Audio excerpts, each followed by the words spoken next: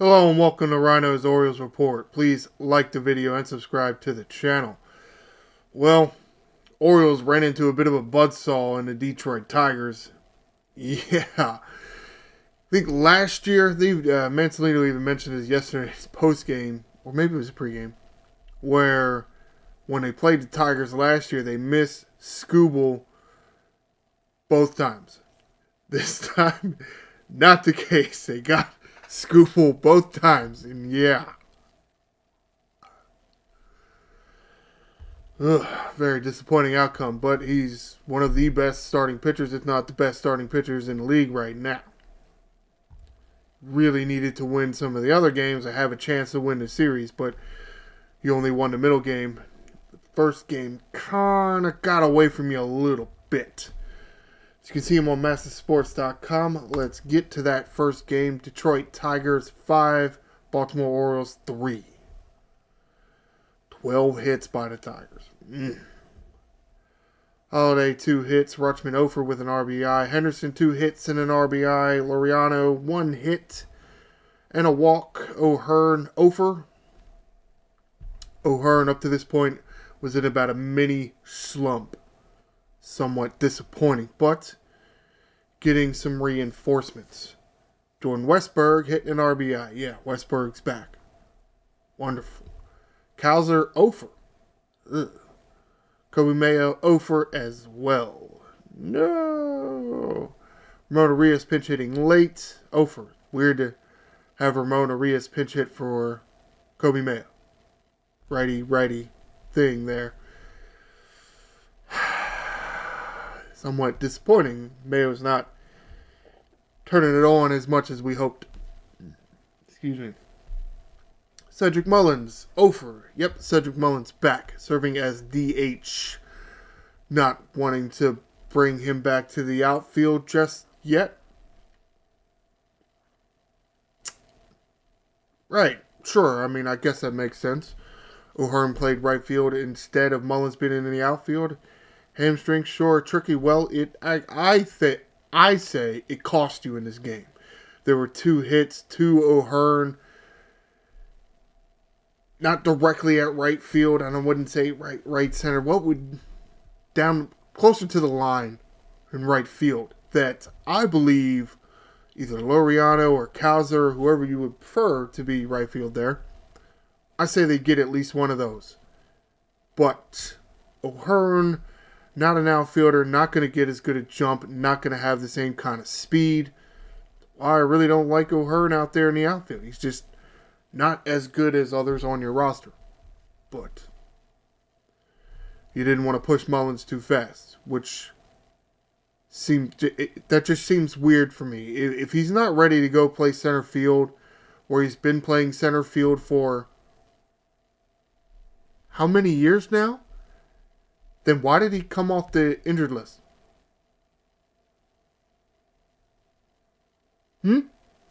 Okay. Alright, yeah. Whatever, bro.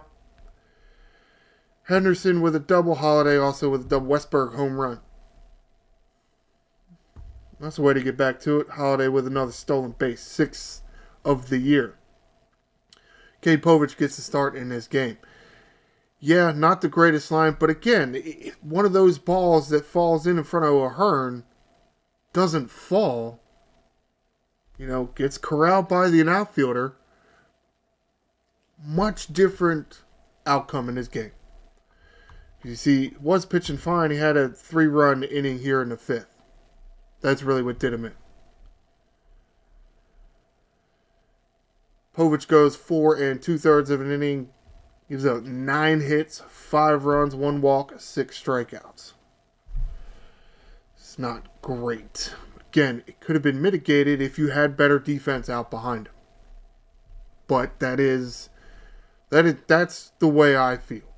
I definitely prefer the defense out there than O'Hearn.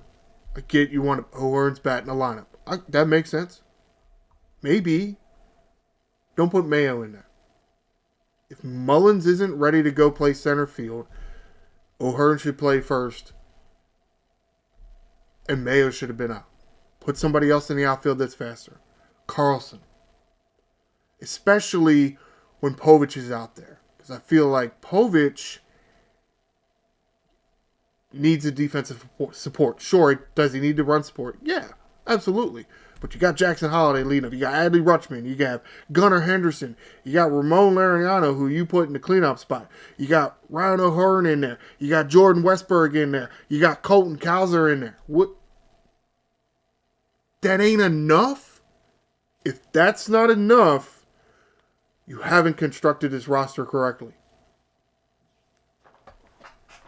Get the defense out there in the outfield.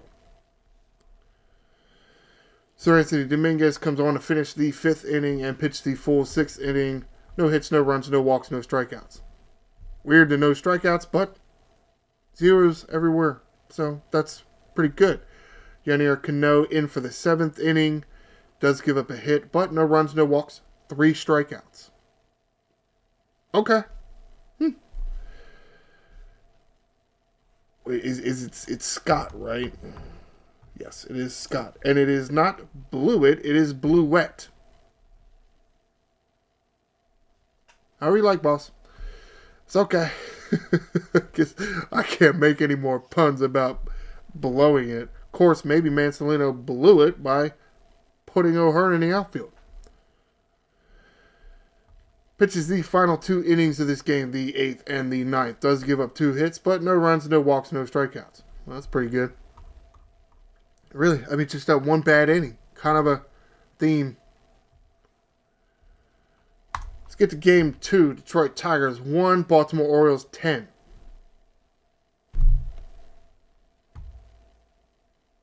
The hell was all this offense before? Okay. Holiday 2 hits. Rutschman 2 hits. Also walked once. Henderson 2 hits. An RBI, 2 walks. O'Hearn a hit, 2 RBIs. Yeah, finally breaking out of a little mini slump there.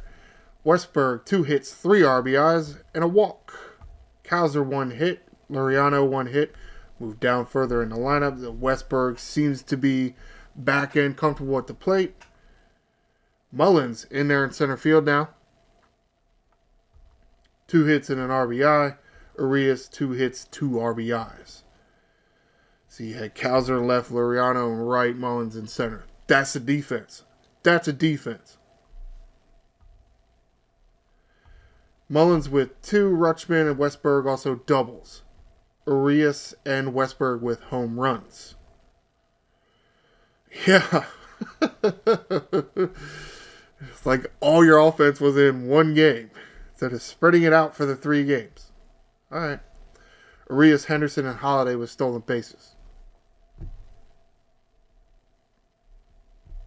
Okay. Zach Eflin gets to start in this game. Great line by Zach Eflin. Pitches 6 2/3 innings. Gives up 5 hits, 1 run, 1 walk, 5 strikeouts. Very good. Very good. Aiken on to finish the 7th inning. Only throws 4 pitches. No hits, no runs, no walks, 1 strikeout. All right. And available for the next day if needed. Spoiler alert, he'll pitch tomorrow. Or I'm not saying tomorrow. Tomorrow as in of this game. Brian Baker for the 8th inning. Pitching the full 8th inning. No hits, no runs, no walks, 1 strikeout. Soto. Pitching the full 9th inning. No hits, no runs, 1 strikeout. Yeah. So far this series, 6 of the 8 guys out there in the bullpen have pitched. All right. This game is very tough to score runs off of Cy Young caliber pitchers. Guys that have won the Cy Young because they're very good. And unlike Orioles starting pitchers, they don't get injured. Which is annoying. Detroit Tigers 4, Baltimore Orioles 1. All right, we got 1. Westberg leading off. Over. Rutschman hitting in the 2-hole. Over. Henderson 1 hit. Ramon Laureano walked once. Ramon Urias, 0 for. O'Hearn pitch hitting late, 0 for. Jackson Holiday DHing. Okay. 0 for. Kobe Mayo, 0 for. But he walked once. Holy shit. And I guess I didn't mention that. Tarek Skubal, however you say his name. Tarek? Don't exactly know the exact pronunciation there. He doesn't walk people. He walks a guy once every 30 innings or something stupid like that. Actually, you might have told me there if I hadn't have. That's not the button I wanted. This button. Where his whip is .081. And he's pitched 90. He's given up 10 innings. 1 walk every 10 innings. And you know what? The Orioles walked twice in that game. Yeah. But yeah, not the greatest strike zone this series. Definitely an inconsistent strike zone. Dylan Carlson, 3 hits and an RBI. Okay. All right. Kyle's there over with a walk. Somebody else walked him, I think. Yes.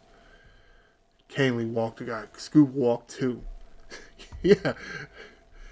Scuba goes 7 innings, gives up 3 hits, no runs, walks 2, strikes out 6.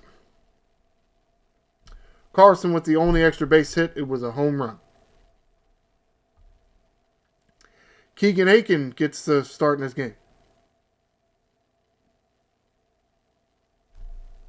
Whatever. I mean, it kind of worked. Kind of. Keegan Aiken pitches the first inning. Yeah, they've done this before with Aiken. And again, the stupid thing is, it's not right. Kittredge didn't come in after Aiken. They've done this before, the whole opener strategy thing. It's worked a few times. Usually it's Keegan Aiken because he does have starter experience. A little shaky in the first inning. He does give up a hit and a walk, but no runs and 2 strikeouts. So, worked out very nicely. Throws 27 pitches. Then Dean Kramer is the bulk guy, or whatever. Very weird. Kramer with 105 pitches, which is kind of a lot, but he is able to go 7 full innings. There's really that one inning, the 4th inning here, where he just didn't have his splitter working. His splitter just stopped working, and then somehow the next inning, it starts working again. Don't know, hard to explain. Kramer 7 full innings pitched. The 2nd through the 8th inning does give up 5 hits and 4 runs and 2 walks, 8 strikeouts. It's not a bad line. It's really not. It's only compounded by the fact that Scuba was on the other side. That's really what did the Orioles in. Andrew Kittredge, so almost completing it for the bullpen. The only one that doesn't pitch is Batista, who did warm in the 2nd game of the series, but by the time the 9th inning rolled around, it was 10. The Orioles had 10 runs. So it was like, probably shouldn't waste it. Because, with next game with Scooble, so only Batista doesn't pitch in this series, which isn't, I still say isn't great, but if he's the one that doesn't pitch, I think that's okay. Even though I still don't like it. But, however, Andrew Kittredge pitches the 9th inning, doesn't give up a hit, but no runs, no walks, no strikeouts. As you can see, Tigers 45 and 25 on the year. So it's not like it was the Orioles facing the A's, who are a below 500 team, but facing a very good team this year.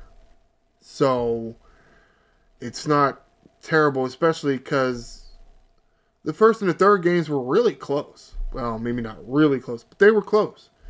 They're competitive games. Really, it was the second game that wasn't a competitive game because the Orioles, how many runs did they? 7 runs in their half of the 8th inning. However, let's get to a few articles here. I'm looking at the time of this video. Holy shit. It's going fast.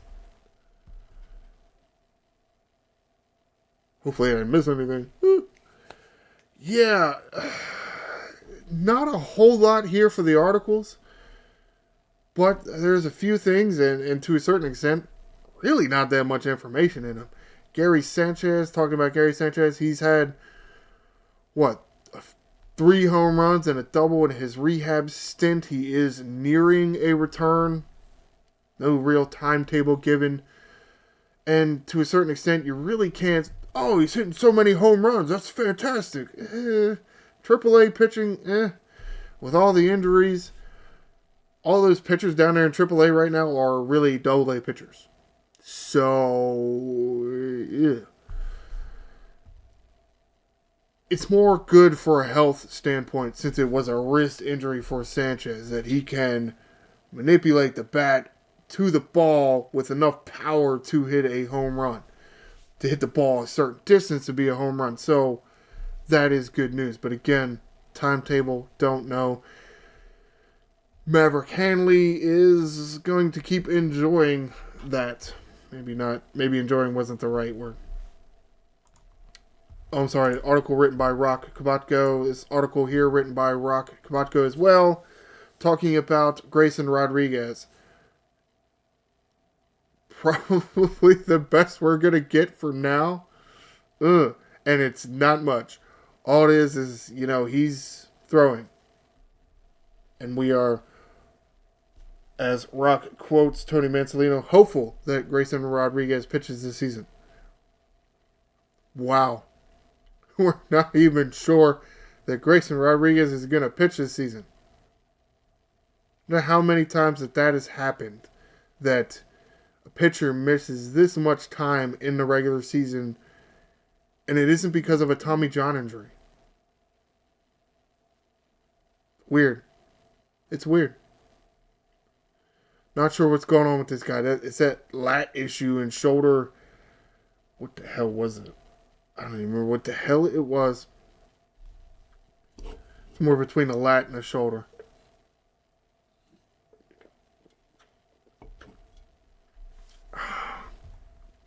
Real disappointing. Because he's not even progressed to the part where he's throwing where he's throwing bullpen sessions or live batting practices or anything. It's flat ground from what they're mentioning in this article. That's not a good sign at all. Let's get to a few roster moves. These 3, courtesy of the Masson staff. Cedric Mullins, Jordan Westberg, both reinstated. Heston Kjerstad and Emmanuel Rivera. Or Heston Kjerstad optioned down to AAA. Emmanuel Rivera designated for assignment. Also note here, outfielder Jordan Adams cleared waivers and been assigned to Norfolk. So, good news, Adams staying in the organization. Kjerstad, it is kind of up for debate in the area around here with the local sports coverages. It's, again, I mentioned that the AAA pitching just isn't that good. So, if you send a guy like Kjerstad down, he's not exactly going to be able to work on his hitting. Because the pitchers just aren't that good. So, now at the same time, one of the comments, they're talking about, send Carlson down because he's not the future of this organization. Kjerstad is. Debatable to a certain extent. I mean, I feel like Carlson has as many home runs and RBIs as Kjerstad does. You know?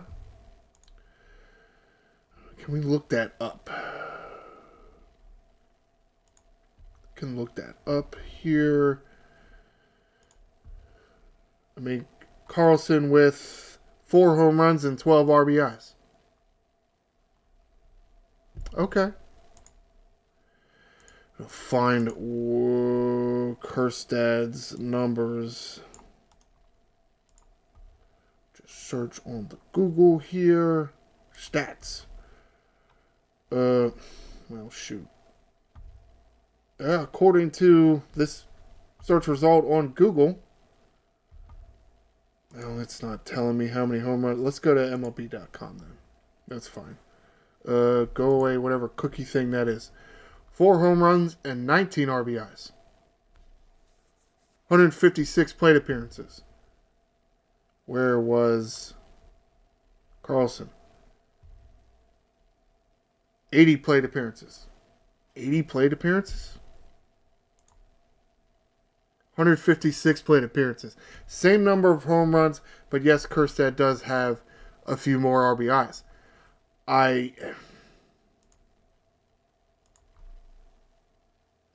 How old is Dylan Carlson? 26. How old is Kjerstad? 26.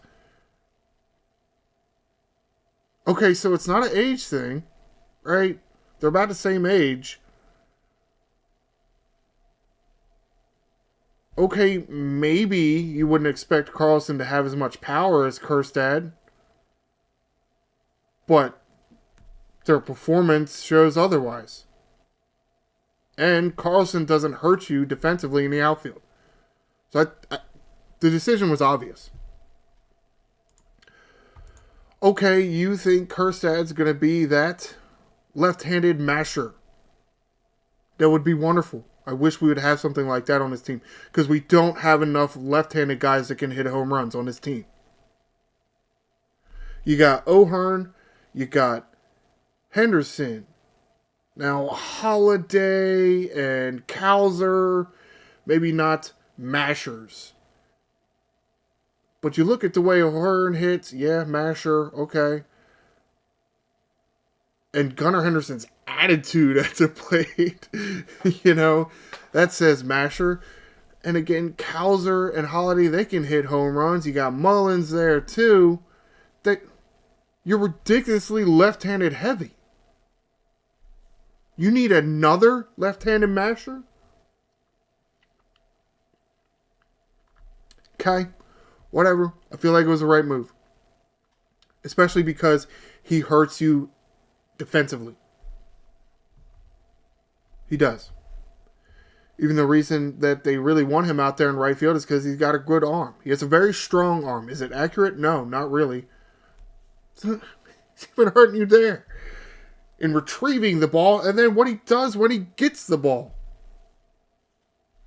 No. Sorry, but this was the right move. And until he proves that he isn't going to be a liability in the field, he's going to have to stay in AAA. Unless they really have a roster spot for him. Oh well.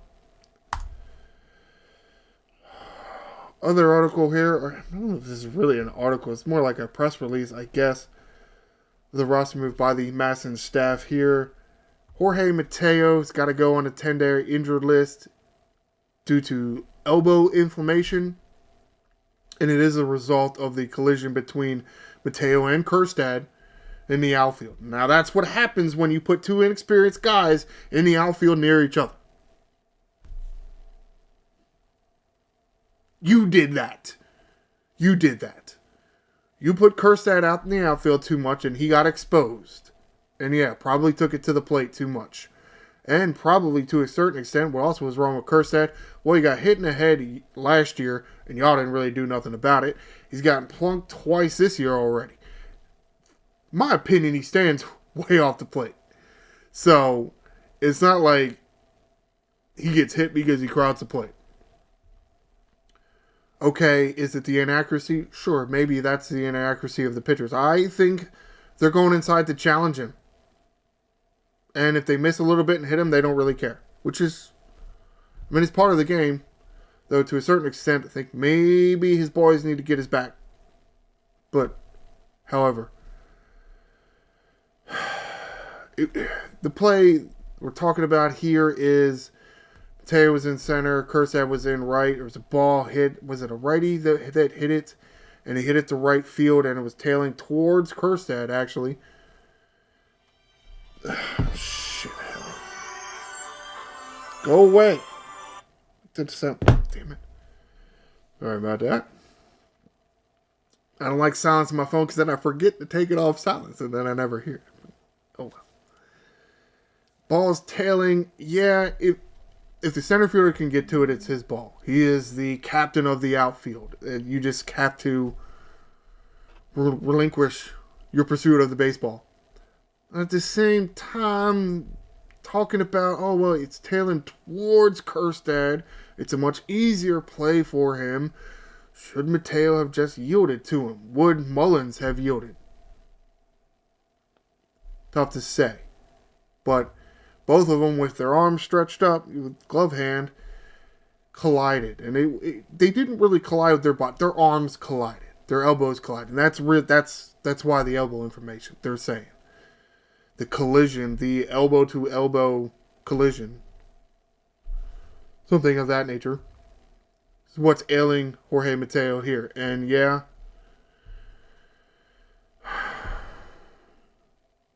it's something he's dealt with before. That's what he dealt with last year when he missed the rest of the season. We'll see if the inflammation just goes down. Hopefully he's not out for too much longer. Also on this post, Matt Bowman clears waivers outrighted to AAA Norfolk. So that's cool. Last one here by the Madison staff, Emmanuel Rivera also clears waivers outrighted to AAA. So that's wonderful. I mean, it's sad news that they had to, get sent back down to AAA, but it's nice that they all cleared waivers. Yeah, I mean, the Rivera here in the Westberg move. Bowman to get Blewett. So that's good. All right, let's get to the schedule. Wrap this up. Get out of here. So today, Friday, no off day. No rest for the wicked. It says Los Angeles Angels. I still want to call them the Anaheim Angels.